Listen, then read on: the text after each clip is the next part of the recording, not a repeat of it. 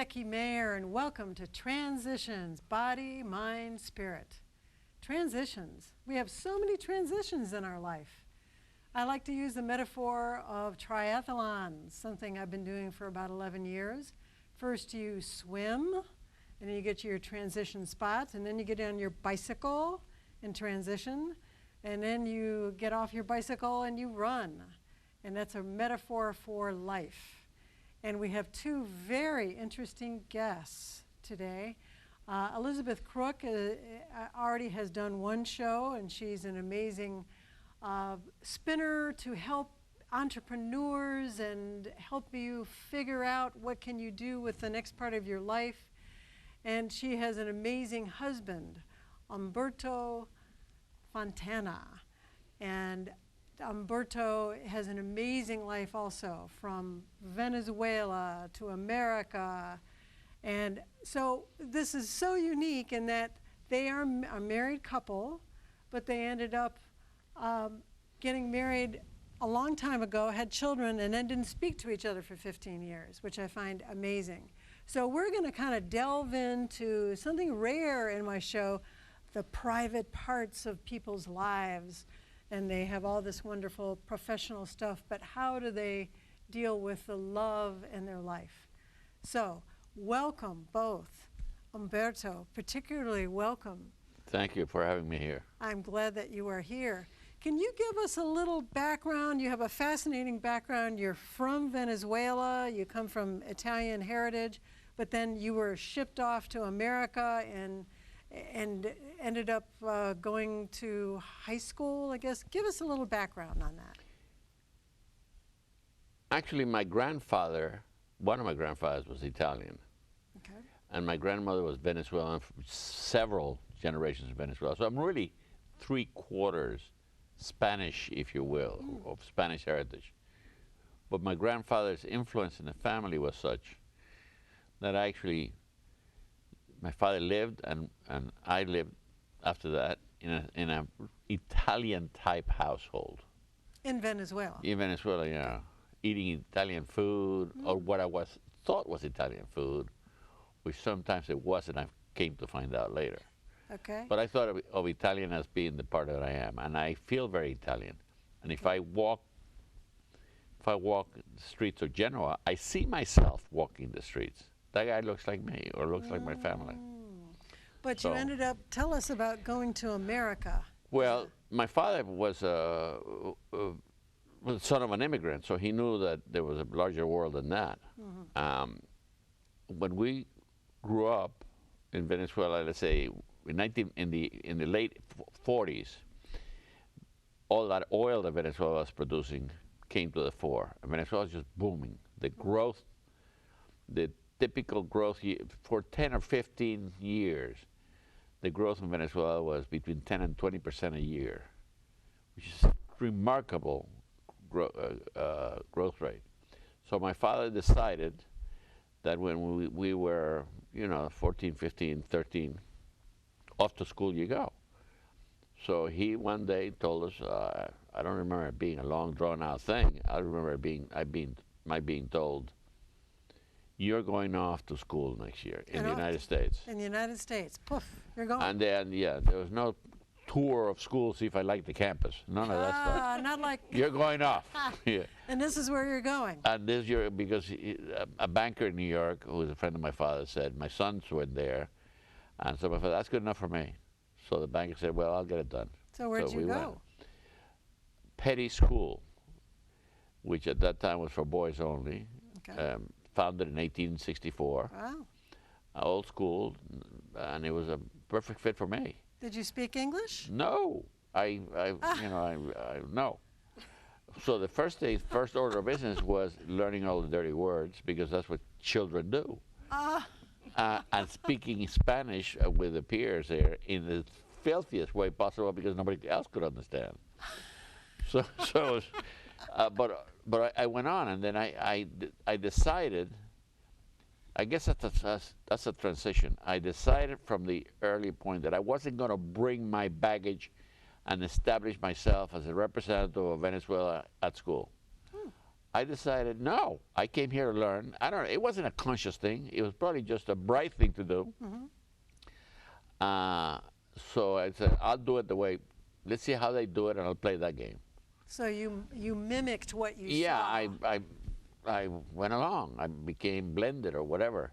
So I became culturally, bicultural, without knowing that I was doing that. And I was very successful at it. And I was, you know, got good grades, was reasonably good in sports, reasonably nice with people. I mean, I just enjoyed it. I just enjoyed the heck out of it. Yeah. And I had a great deal of fun. My brother didn't have that much fun. So by the time we graduated, I decided that I was going to stay here in the United States, and he decided that he was going off to Europe, Okay. which he did, Okay. and I stayed here. And so you stayed here and you decided, hey, I'm going to go to college. Yeah, I'm going to go to college. America. I was always going to be I thought I was going to be an engineer, and I, you know, looked around. MIT is where I should go. And one day, my junior year, Junior year in high school? in prep school, the master of English said, why are you going to MIT? And I said, because that's the best engineering school there is. Okay. And he says, what happens if you get there and you don't like engineering? He said, never thought of that. So he said, come with me, and he took a bunch of students to New Haven. And he says, here you can go study engineering, but if you don't want to study engineering, you can switch. I said, boy, that sounds like a good idea. So I went to Yale. Yale. Yale. Well, you were accepted at Yale. That's quite a big deal. Every time it seems like a very difficult thing, but it seemed to me like it was easier then. But I don't know. Okay. Everybody says the same thing as Yeah. years go by. But if you ask the people who got in, they say, well, it wasn't, I got in. So there you were. You learned English. By then I knew. Yeah. By You then got I it knew more than enough. just the dirty words. Well, no more than dirty words, yeah. I am a pentameter, I knew that. And there you are in Yale, and then I studied civil engineering for 3 years. I was having a great time. You were partying. Yeah, I was having a great time. Such a great time that the dean of engineering called me in, Dean Robley, and he said, Mr. Fontan, everybody addressed each other as Mr. You didn't call the professors professor or doctor. Everybody's Mr. Mr. Fontana, we have seen you operating for the last 2.5 years. The next semester, you have to go to class, and you have to study and do the work, because you're not going to be able to invent it. So I said, yeah, I know that. So I didn't do the work, and at the end of that, he said, you have to resign. You have to go away and grow someplace else. Oh.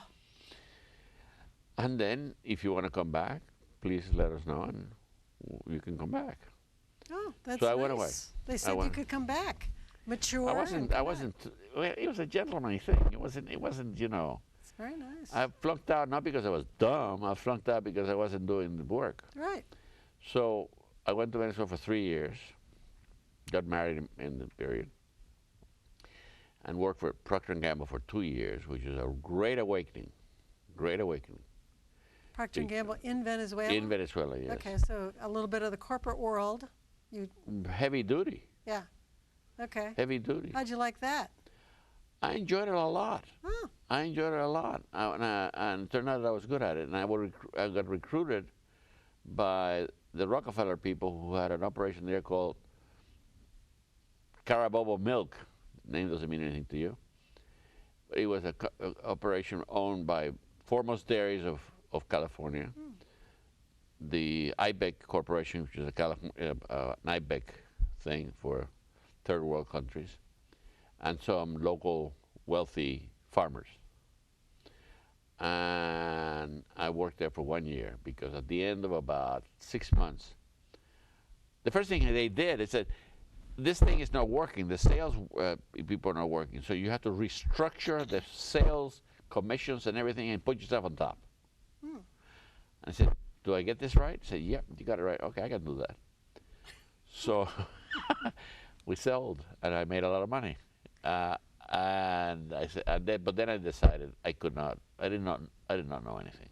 Hmm. I mean, all I was doing was moving paper around, and so I decided to go back to Yale, and I wrote the dean, and I said, but I want to study engineering. So I said, you have to talk to the dean of Yale College, which I did. Write the dean. You didn't talk. There was no phone virtually.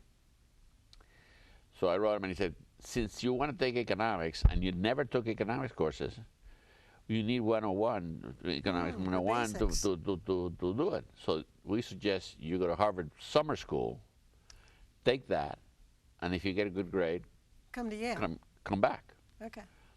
So I immediately, it wasn't telex, it was cable. So I cabled back and said, what's a good grade? He said, you know what's a good grade, and so do I. So just go do it. Hmm. So let me tell you, I did it.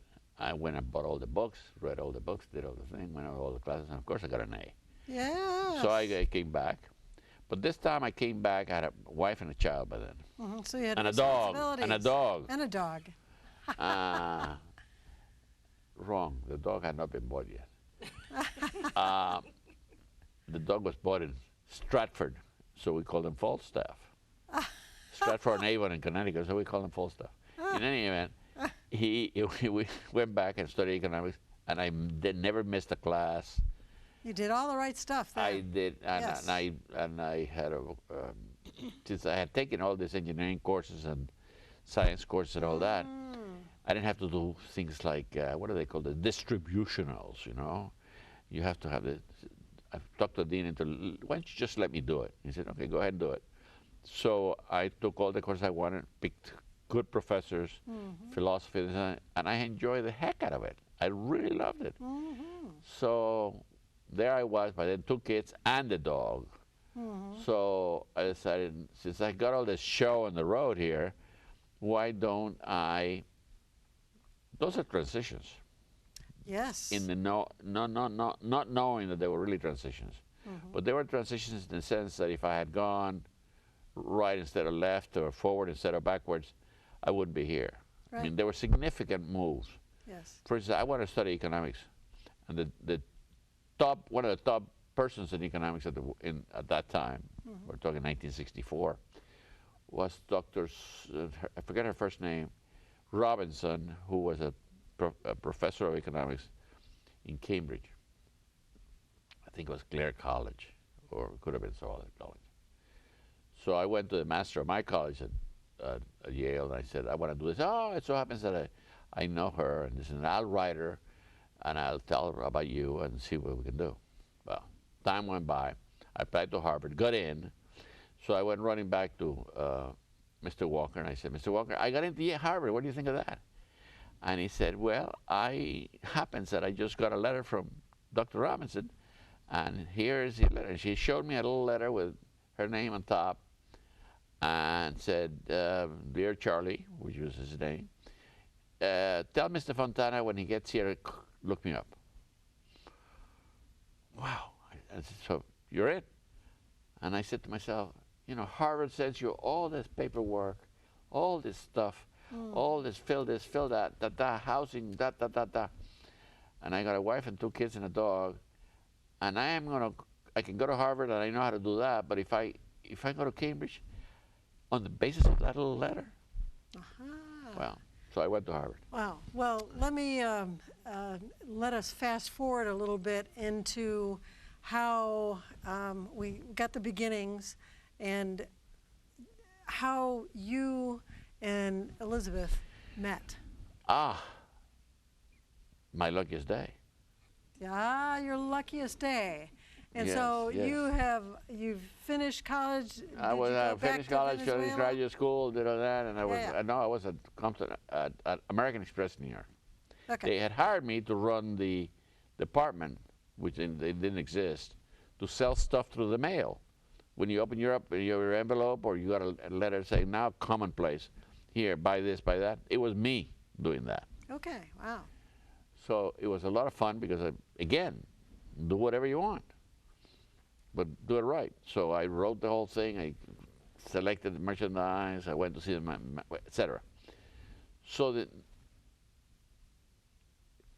there was a chap there who wasn't there. He wasn't working for me. He was working for the guy the guy who sold the list, if you will. Mm-hmm.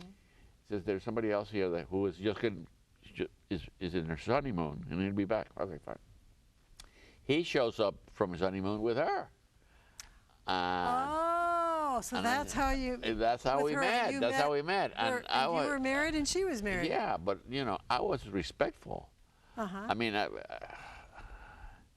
I was raised when there was no pill. I was raised where you know. No birth control pill. No birth control pill. Right. I was raised to be, you know, respectful of wives or women or this and that. Good. These were not. There were other women for that. Uh-huh. But not nice women. So I saw her, and we became very good friends. So you were good friends. The running passion in my life Uh-huh. was cooking and eating. Cooking and eating, that was the passion. That's that's been one of forever, your values. forever. Cooking and I don't know if eating. it's a value or a vice, but there it Value is. and There it vice. goes. That's good. So Morty, her husband, would invite my wife Jody and I to go to his house, it was their apartment in Brooklyn, Brooklyn Heights in New York, to eat very often. Mm-hmm. And she would cook, and she could tell you about that. She would struggle because by Thursday I would say, "What are we eating?" You got expectations from that. Eventually, we became very good friends. Uh-huh. They left and went back to Nashville. I stayed up there, and she got divorced, and I got divorced, independent of. There were years between them. Yeah. Okay, so there was. We were in New York, friends for about 3 years. And Okay. then Morty and I moved back to Nashville, and 2 years later got divorced. Okay. Yeah. And Morty and Umberto continued to be friends because Morty had taught Umberto to duck hunt. Oh. And so by that time, Umberto had moved back to Venezuela to pick up some family responsibilities. But on one of his trips back to Nashville, Morty called me and said, Umberto's going to be in town. Why don't you join us for dinner? Hmm. So in some ways, my first husband fixed me up. And so we started seeing each other. And, you know, it had been 7 years. So we dated for a couple of years, and then we got married. Wow. And then you had some beautiful children, and you already had a son? Well, Umberto had 3 children. 3. I had a son, and then we had a son. We had a daughter. And we moved to Venezuela. I spoke no Spanish, so that was a transition. Wow. So she came to Venezuela like I came here, not knowing anything. Not knowing anything. Just she loved you, and it's like, okay, I'm leaving. There you Well, go. but we were smart. Yeah? We weren't babes in the woods because we were all more mature. Right. Mature. Right. So we agreed that she would have to learn Spanish as quickly as possible. So we hired a teacher to come to the house every day for 2 hours. From 7 to 9. 7 to 9. Wow. 7 to 9. And a one-on-one, and she learned the language because she likes to talk, as you have witnessed. The 2 of you love to talk, I can tell. So you ended up getting married, okay, lived in Venezuela. You did learn Spanish. I did learn Spanish. I worked in Spanish. I gave speeches in Spanish. Wow. Presentations in Spanish. And then we were there for 12 years, but we had bought a house in Nashville to bring our extended family, his, mine, and ours, together for holidays. And then after 12 years, Umberto's mother passed away and conditions were beginning to deteriorate, so we moved back to the States. Okay. And then we were here for, I guess, maybe 6 or 7 years, and just had a lot of struggles and couldn't seem to work through them together. So not struggles with us, but all of the other struggles really just finally. I got cancer. You got cancer. We had a child in trouble. In trouble with drugs. We had money problems. We had, you name it, we had it all. And so we got divorced, and Umberto moved back to Venezuela. And were you angry at each other? No. I, there appears to be in my family a different way of dealing with things. Uh-huh. Ignore them. Ignore them. Ha!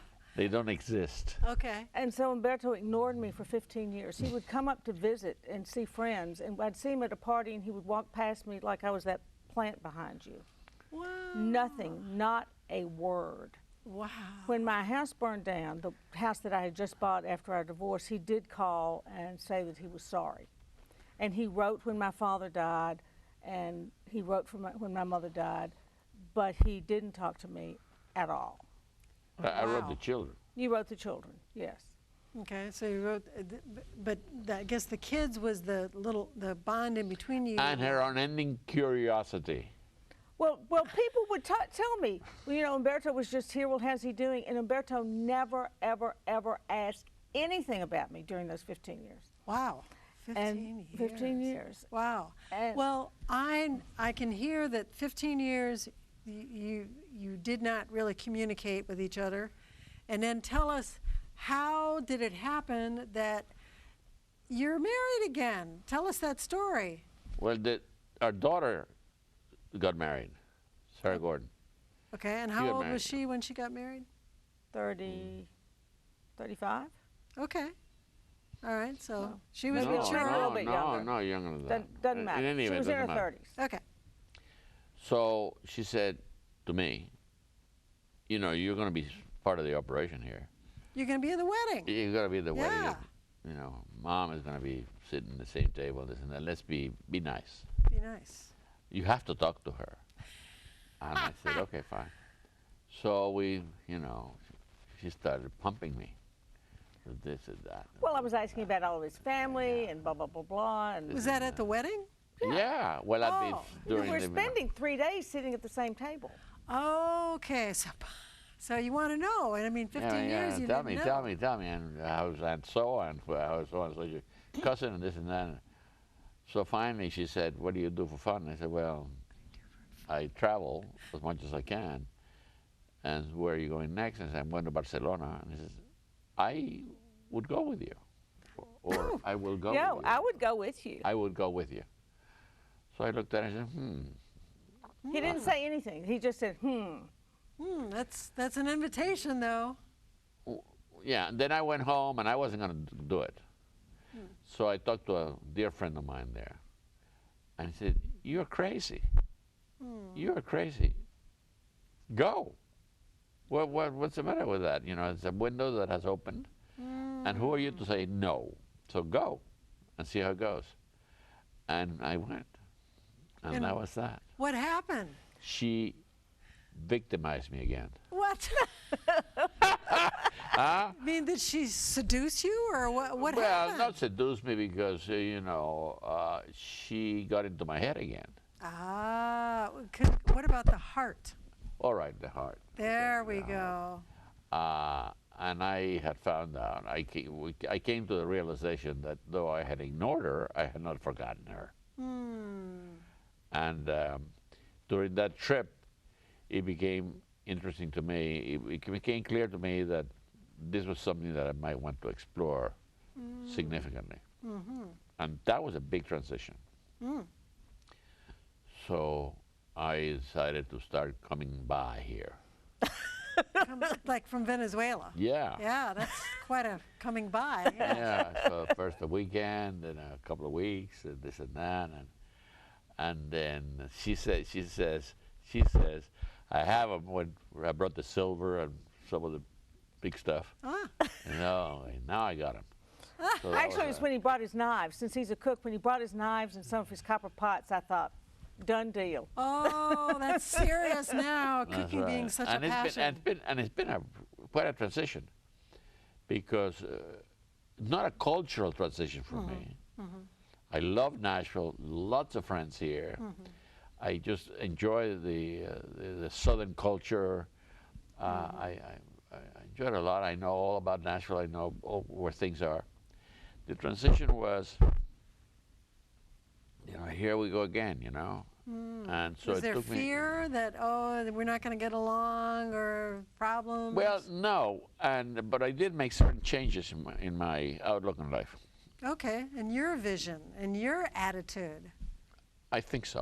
Yes. I think so. And what was that? I decided that there are things that there's no reason to argue about. So if she wants to decorate the house a different way, who am I? What do I know about decorations? Right. The way you like it is fine for me.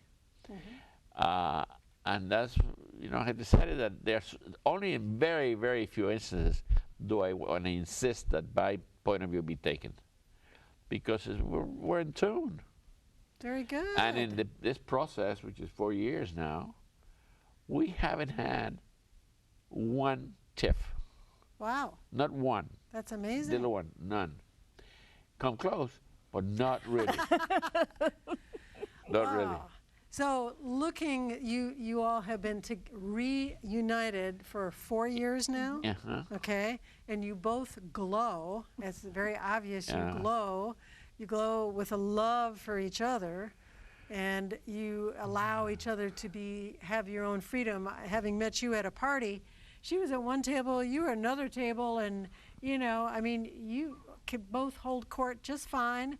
And then you come together to leave, and it's a wonderful thing. You're independently together. That's a good way to put it. Right. There were good, solid blocks, but there were some. To use the theme of this show, there were some transitional efforts that had to be made. Right. It seemed like it was easy. And it turned out to be easy, but it was also, but it was. They were. If I took you from here and dropped you in Paris, people say, how lucky you are.